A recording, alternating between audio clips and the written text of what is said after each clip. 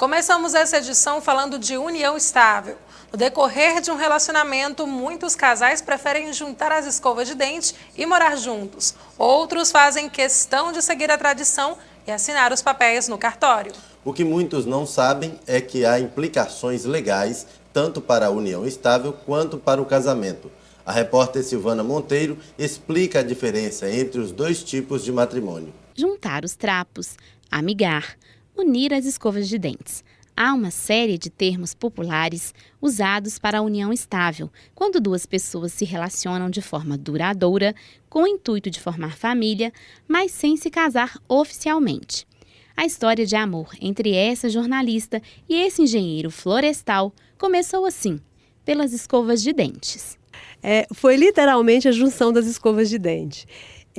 A gente namorava, né? E um dia eu deixei a minha escova de dente na casa do Paulo. No dia seguinte, ele me encontrou e me devolveu a escova de dente. Falou, aqui que você esqueceu lá em casa. E eu falei para ele, não esqueci não, eu deixei. Foi assim que o nosso casamento começou. A Constituição Federal considera que a família independe do fato de ter sido formada por união estável ou casamento. No entanto, o artigo 1790 do Código Civil diferenciava cônjuges e companheiros em relação às garantias de herança.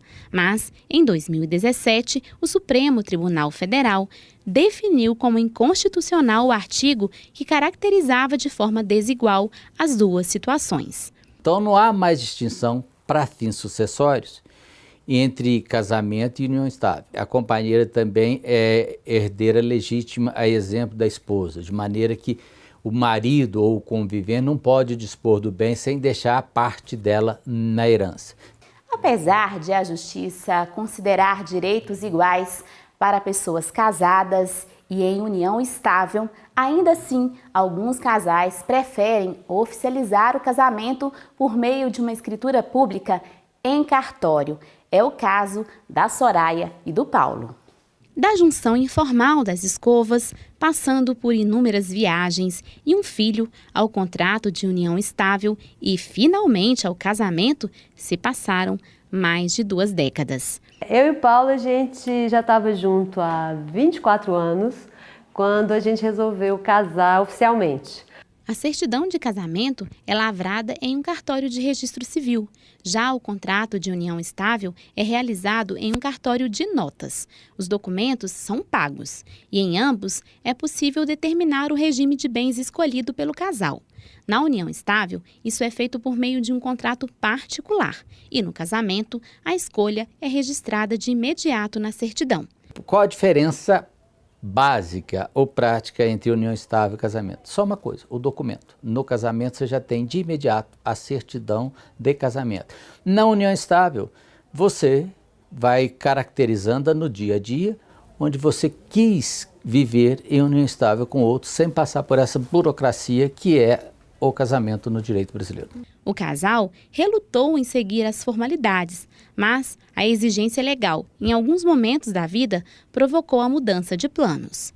Depois que a gente já tinha o Kaique, a gente fez o documento de união estável. Mas a gente fez o documento de união estável por uma simples razão, para o Paulo ser meu dependente num plano de saúde. Como era união estável, na época, né, já faz alguns anos isso, o plano de saúde pediu para que a gente renovasse isso a cada ano. A gente resolveu casar mais por uma preocupação econômica mesmo, né? Houve uma mudança na lei. No entanto, ainda é necessário contar com a boa-fé do parceiro.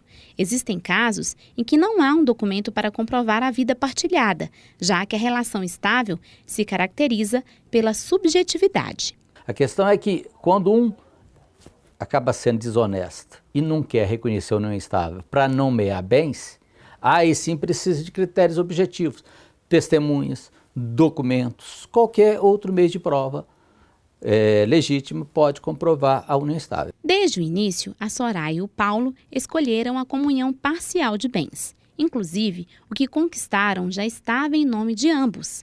Mesmo assim, o casal preferiu providenciar também o registro para, em casos de necessidade, evitar uma ação judicial, muitas vezes provocada pela exigência de provas documentais. A jornalista sugere a quem vive a união estável informal fazer pelo menos o contrato, por uma questão de garantia de direitos.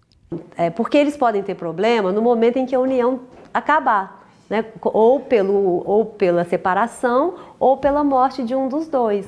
Porque o companheiro vai precisar entrar na justiça para provar que vivia em união estável com aquela pessoa.